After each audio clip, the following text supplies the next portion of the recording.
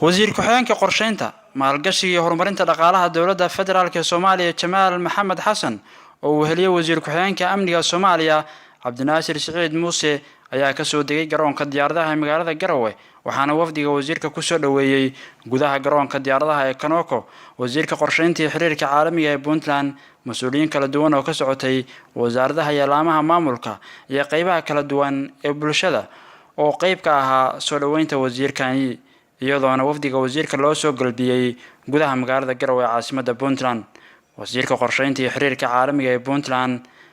Shiraxa Jifaarax ayaa sheegay inay ku soo dhaweynayaan wasiirka iyo wafdigooda deegaanada Puntland ayna tahay deegaan nabad ah soo dhow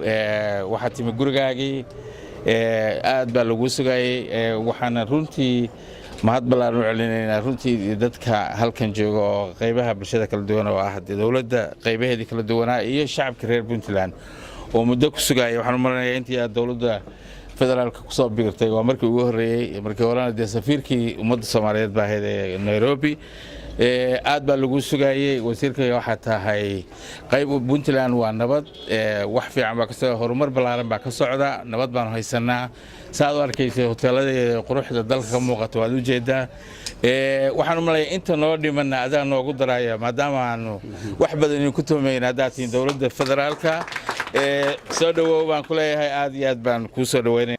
Jamaal Maxamed Xasan wasiirka qorsheynta maalgashiga iyo horumarinta dhaqaalaha dawladda federaalka Soomaaliya ayaa ka mahad celiyay soo dhaweynta ballaaran ee loogu sameeyay magaalada Garowe isagoo xusay in deegaanada Puntland uu yimid hawlo shaqo isla mar ahaantaana ay indhayn sameyn doonaan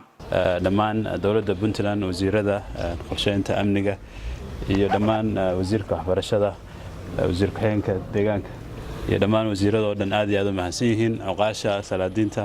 dhammaan dadka halka isugu yimi waxa sida wasiir Shire sheegay Puntland waa deegaankeygii waana aad iyo aad ugu faraxsanahay maanta inaan Garowe ku soo booqdo maalmahan waa joogay arrin shaqayaan u yimi waxaan rabaa hadaan balnaan wanaagan iyo horumarkan gaadheen